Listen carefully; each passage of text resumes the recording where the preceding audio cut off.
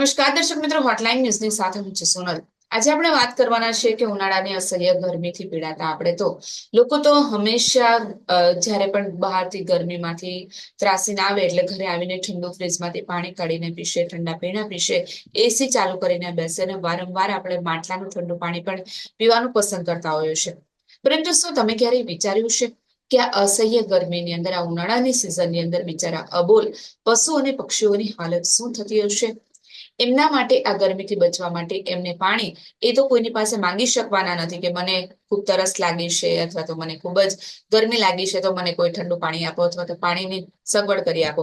તો આ સિઝનની અંદર આવા પક્ષીઓની હાલત શું થતી હશે? એમને બચાવવા માટે એઝ અ નાગરિક તરીકે આપણે શું કરી શકીએ? એઝ અ સામાન્ય નાગરિક તરીકે આપણે ઘરની અંદર ની જે આપણી પાસે ચીજ વસ્તુ ઉપલબ્ધ હોય એમાંથી આ પશુ પક્ષીઓ માટે આપણે શું કરી શકાય, એમની કઈ પ્રકારની કાળજી રાખી શકાય, આ તમામ મુદ્દે ચર્ચા કરવાના છે.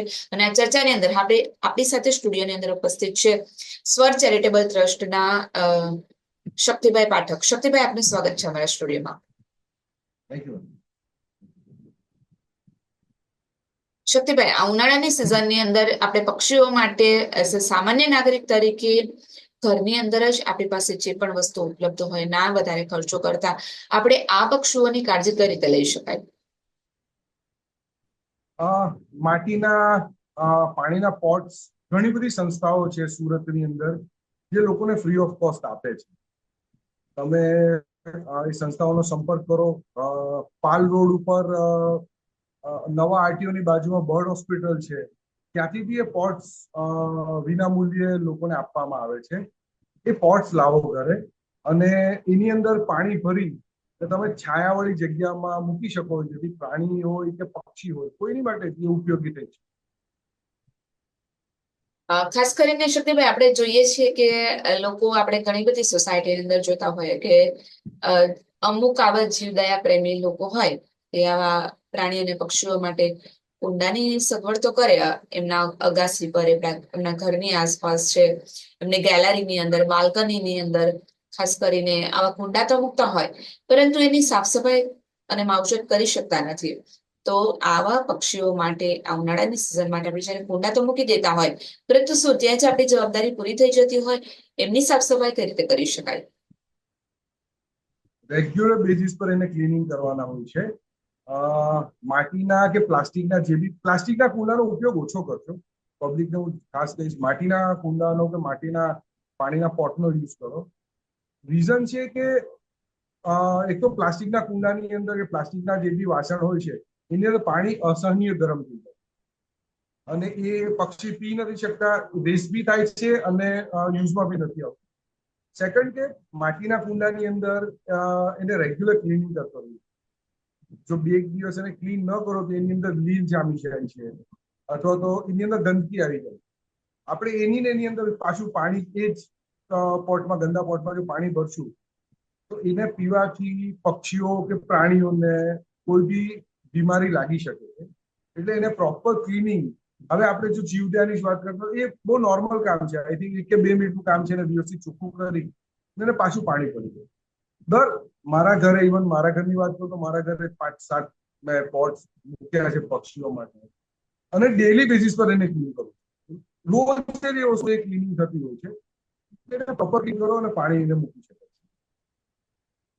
ઘણીવાર આપણે એવું પણ જોતા આવીએ છીએ કે ઘણી ખરી સોસાયટીની અંદર એવા નિયમ હોય કે એમના જે ઘરની બાલ્કની હોય અથવા તો ઘર હોય, એપાર્ટમેન્ટ હોય, તો ત્યાં આવા કુંડા નેટિંગ ગાડી ના શકાય, અગાસીમાં આવા પોટ્સ ના મૂકી શકાય.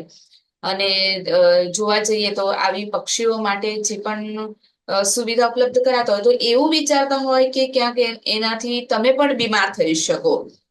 તો આવા જ્યારે સોસાયટીના નિયમ હોય, આવા જ્યારે સોસાયટીની સંસ્થાઓ આગ્રહ રાખતા હોય તો એ લોકો માટે શું સંદેશો રહેશે? સોસાયટીનો સીઓપી નો પ્લોટ હોય છે, સોસાયટીમાં ગાર્ડન્સ હોય છે. ઘણી બધી સોસાયટીમાં, કોઈ બી સોસાયટી 2-4-5 ઝાડ તો હોય જ છે. તો એ ઝાડની ઉપર તમે એના એ કુંડા લગાવો. પાણીના જે બી કુંડા છે એ તમે ઝાડ ઉપર લગાવો. બિલ્ડિંગ્સ પર તો ઘણીવાર હાઈરાઇઝ પર હું બી ના પાડીશ. આપણી બેકાળજીની લીધે ઘણી વાર જો એ પોટ પ્રોપર બંધાયેલું નહીં હશે, પક્ષી આવીને બેસીને જો લૂઝ હશે તો સીધું એ નીચે આવીને પડશે. કોઈની જાનહાનિ થઈ શકે છે, કોઈ બાળક નીચે રમતું કે કોઈ બી XYZ પ્રોબ્લેમ હતો, ઓછી હાઈટ પર કરો, નીચે કરો, અથવા તો તમે ટેરેસ પર રાખતા હોય એને, તો ટેરેસ પર બી એવી જગ્યા પર જ્યાં એ કુંડામાં પ્રોપર છાંયો રહે આખો દિવસ, તડકા એની પર લાગે નહીં ને પાણી ગરમ ન થયું. અધરવાઇઝ સોસાયટીના COP માં કે સોસાયટીની આજુબાજુના ઝાડ પાસે એ પાણીના પોટ્સ આપણે બાંધી શકીએ છીએ. છતીભાઈ જોવા જઈએ તો હવે ક્યાંક આપણે ગામડાઓની અંદર તો કેવું કે સવાર પડતા મીઠો મધુર પક્ષીઓનો અવાજ સંભળાય, કોયલનો ટહુકો સંભળાય, અને એ જે સંગીત આપણને શહેરી વિસ્તારોની અંદર આપણી આસપાસ બિલકુલ પણ આવું જોવા નથી મળતું. આપણે ત્યાં તો એકદમ જ ઘોંઘાટવાળી જિંદગી હોય. તમે રસ્તા પર નીકળો તો વાહનોના એકલા હોર્નનો અવાજ હોય, પ્રદૂષણ જોવા મળે. એટલે સવાર પડતાની સાથે આપણી શરૂઆત જ કાં તો ફોનની રિંગથી શરૂઆત થતી હોય, અથવા તો બહાર નીકળતા તમને વાહનોના અવાજ સંભળાય ઓફિસ જતા હોય ત્યારે. પક્ષીઓની જે કલરવ જે હોય, મીઠો મધુર જે કલરવ, એ તો આપણને સંભળાતો જ નથી. આપણા શહેરી વિસ્તારોની અંદર પક્ષીઓ પણ ઓછા જોવા મળી રહ્યા છે. તો આ પક્ષીઓની જે સંખ્યા, અને ખાસ કરીને લુપ્ત થતી જે પ્રજાતિ, એવી સંખ્યા ગણી શકાય એવા પક્ષીઓ કયા આવી શકે, અને શહેરી વિસ્તારોની અંદર ખાસ કરીને પક્ષીઓની સંખ્યા બાબતે શું કહેશો તમે? લુપ્ત થતી પ્રજાતિઓની વાત કરું તો અત્યારે લગભગ તમામ પક્ષીઓ કે પ્રાણીઓની પ્રજાતિ એવી છે જે લુપ્ત થવાના કગાર ઉપર જ છે. એક નોર્મલ વાત કરું તો બે પક્ષીની તમને વાત કરું. એક આપણી ઘર ચકલી, હાઉસ સ્પેરો, જે છેલ્લા લગભગ 10 કે 12 વર્ષથી 80% ઘટાડો આવ્યો છે. રીઝન એક કે પહેલાના જે આપણા ઘર હતા એમાં નળિયાવાળા ઘર હતા કે જ્યાં એ માળા બનાવી શકતું ઇઝીલી. એવા ઝાડ કે એવા છોડ આપણે ત્યાં રોપતા હતા કે જ્યાં એને પ્રોપર એનું ફૂડ, એનો ખોરાક મળી શકે. આપણે જનરલી પક્ષીઓ માટે માન્યતા હોય છે કે બધા પક્ષીઓ ચણ જ ખાય છે. જરૂરી નથી.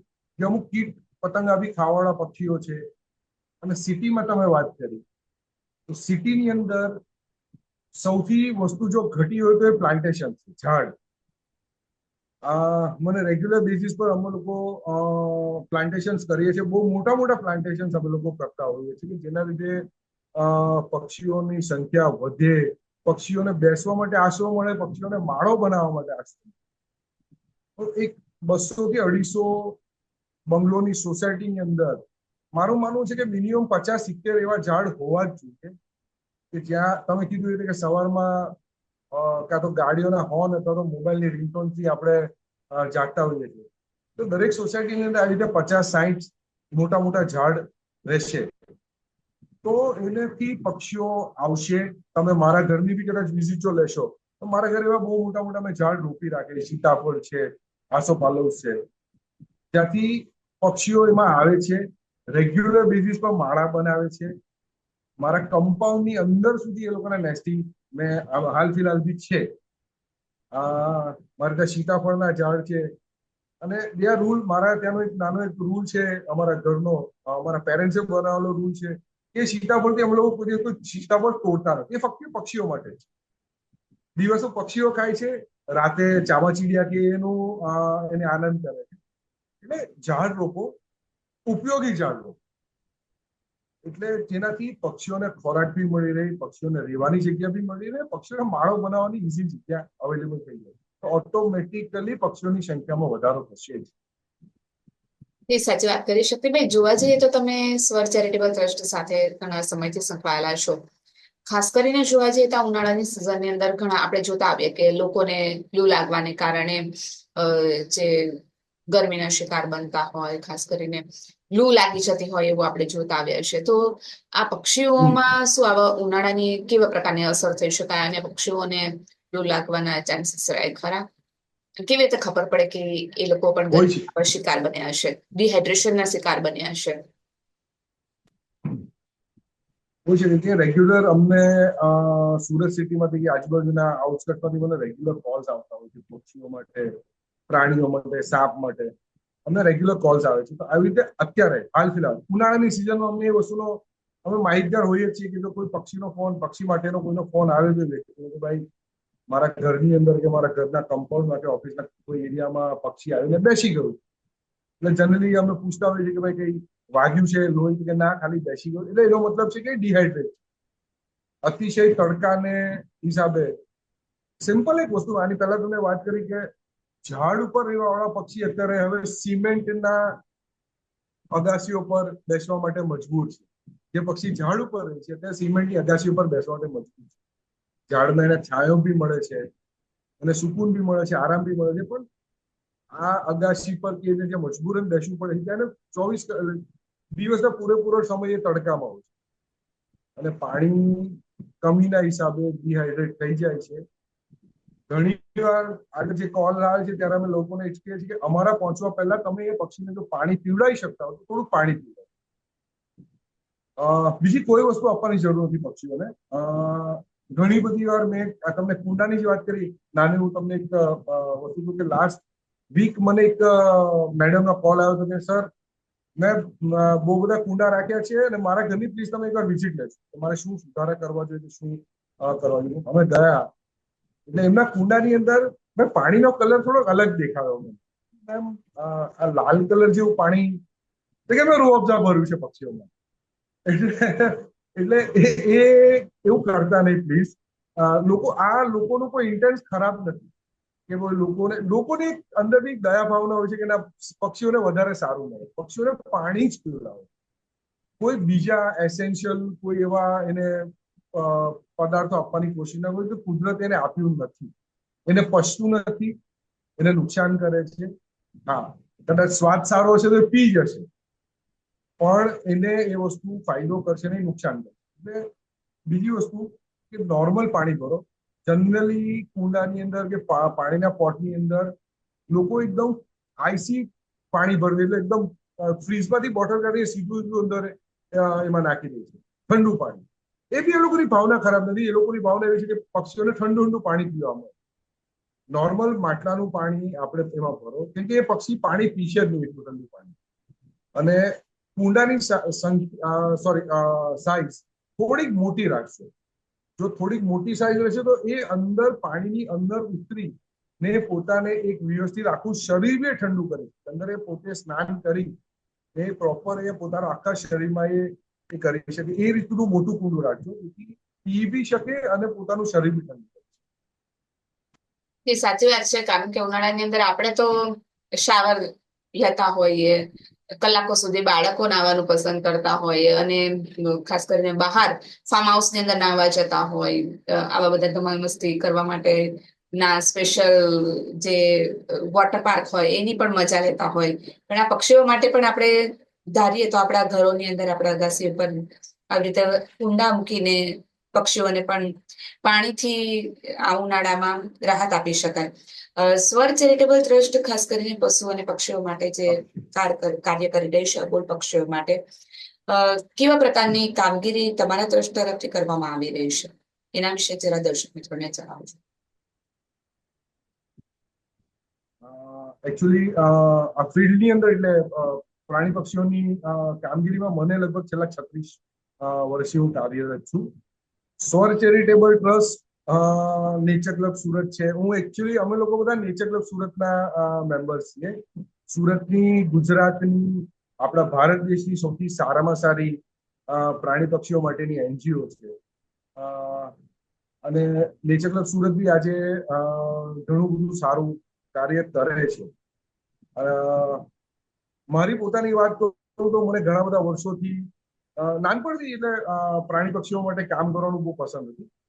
અને મેં વધારે રેસ્ક્યુના કામમાં એટલે પ્રાણીઓ બચાવવાની કામગીરીમાં મેં વધારે ઇન્ટરેસ્ટ રાખ્યો હતો. જેમ કે ક્રોકોડાઇલ્સ છે, મગર છે, સાપ છે, પક્ષીઓ છે, એ કામમાં મને થોડો વધારે ઇન્ટરેસ્ટ છે. અને હાલ ફિલહાલ સૌથી વધારે મોટી કામગીરી જે કરીએ છીએ એ પ્લાન્ટેશન. જેવી રીતે માનનીય આપણા નરેન્દ્ર મોદી સાહેબનો એક ગોલ છે કે 2047 સુધીમાં આપણા દેશને એક ટોપ પર લઈ જવું છે. એવી રીતે 2047 અમે બી ગોલ રાખ્યો છે કે સુરત સિટીને નહીં કે ફક્ત ભારત દેશનું, વિશ્વનું સૌથી ગ્રીન સિટી બનાવવાની એક કોશિશ છે. મેક્સિમમ પ્લાન્ટેશન્સ કરીને સુરત મ્યુનિસિપલ કોર્પોરેશનને બી અમે લોકો સાથે રાખવા માંગીએ છીએ, રહી છીએ અમારી સાથે. તમે અંબિકા નિકેતન મંદિરની પાછળનો ઓવારાનો કોઈ વાર વિઝિટ જો આપ કરશો તો એ પાછળનો આખા વિસ્તારને અમે લોકોએ ગ્રીન બેલ્ટ બનાવી દીધો છે. ત્યાં મોટા મોટા ઝાડ, અત્યારે તો ઘણા મોટા થઈ ગયા છે, અને એક રફલી અમે લોકો તમને અમે જાણ કરીએ તો લગભગ 40 થી 42 અલગ અલગ પ્રજાતિના પક્ષી ત્યાં રેગ્યુલર વિઝિટ કરે છે, ડેલી બેઝિસ. એટલે આ રીતના પ્લાનિંગ્સ છે સ્વર ચેરિટેબલ ટ્રસ્ટના બી અને બીજી એનજીઓઝના બી, કે સુરતને મેક્સિમમ ગ્રીન સિટી બનાવી અને જેનાથી આવતા ભવિષ્યમાં કદાચ ગરમીનો પારો સુરતમાં થોડોક ડાઉન રહે. સાચી વાત છે. આપણે કાર્યક્રમના અંત તરફ જઈ રહ્યા છે. અંતે દર્શક મિત્રોને શું મેસેજ આપવા માંગશો કે ઉનાળામાં તમે અબોલ પક્ષીઓ માટે શું કરી શકાય, શું કાળજી લઈ શકાય, એઝ અ સામાન્ય નાગરિક તરીકે તમારો શું મેસેજ રહેશે? પાણીના પોટ્સ મૂકો, નોર્મલ પાણી એમાં મૂકો, અને સોસાયટી કે સોસાયટીના કમ્પાઉન્ડ વોલ હોય કે તમને જ્યાં બી સારી જગ્યા દેખાય છે ત્યાં પ્લાન્ટેશન કરો. ભલે નાનું નાનું પ્લાન્ટેશન કરો. હું નથી કહેતો કે બધી જગ્યા પર આપણે મોટા મોટા ઝાડ રોપી દઈએ, નાના નાના પ્લાન્ટેશન કરો, જેનાથી થોડો તો થોડો પણ એમાં ફરક પડશે. તમારા પાસે જો નાની જગ્યા હોય તો એ વિસ્તારને તમે એ એરિયાને આખું તુલસી વન જેવું નાનું બનાવી શકો છો, અથવા બીજા કોઈ ફૂલ કે એના તમે રોપી દે, જેના લીધે મધમાખી ને બહુ હેલ્પફુલ થઈ રહી. મધમાખી આવીને ત્યાં એ કલેક્ટ કરી શકે એનું ખોરાક. તો એ રીતે નાના નાના એફર્ટ્સથી સુરતની તમામ જનતા જો આટલા નાના નાના એફર્ટ લગાવે કે પાણીના પોટ્સ મૂકે અને પ્લાન્ટેશન, અને સૌથી ઇમ્પોર્ટન્ટ આ કદાચ આપણા આજના ટોપિકથી થોડું અલગ છે, તો પ્લાસ્ટિકનો યુઝ નહીવત કરો પ્લીઝ. તાપીની અંદર આજે સવારે બી મારે એક ભાઈને રોકવા પડ્યા છે પ્લાસ્ટિક અંદર નાખતા હતા. આ એક તમે કીધું એ હિસાબે કે મારે એક મેસેજ છે ખાલી, કે મેક્સિમમ જેટલું બને એટલો પ્લાસ્ટિકનો યુઝ, સિંગલ યુઝ પ્લાસ્ટિકનો ઉપયોગ બંધ કરો. મારા આટલો જ મેસેજ. ખૂબ ખૂબ આભાર આપનો અમારી સાથે જોડાવા અને દર્શક મિત્રોને આટલી સરસ માહિતી આપી એ બદલ.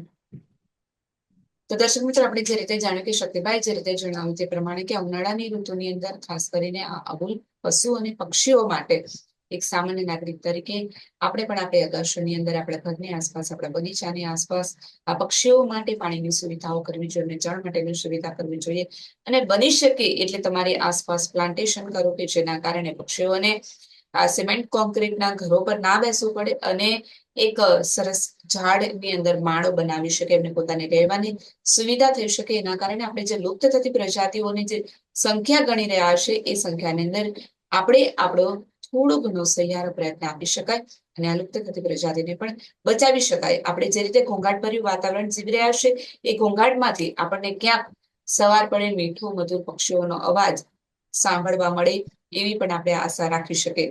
આ સાથે જ જો તમને અમારો આ વિડીયો ગમ્યો હોય તો લાઈક, શેર અને કમેન્ટ કરવાનું ચૂકશો નહીં, અને અમારી યુટ્યુબ ચેનલને સબસ્ક્રાઇબ કરજો. નમસ્કાર.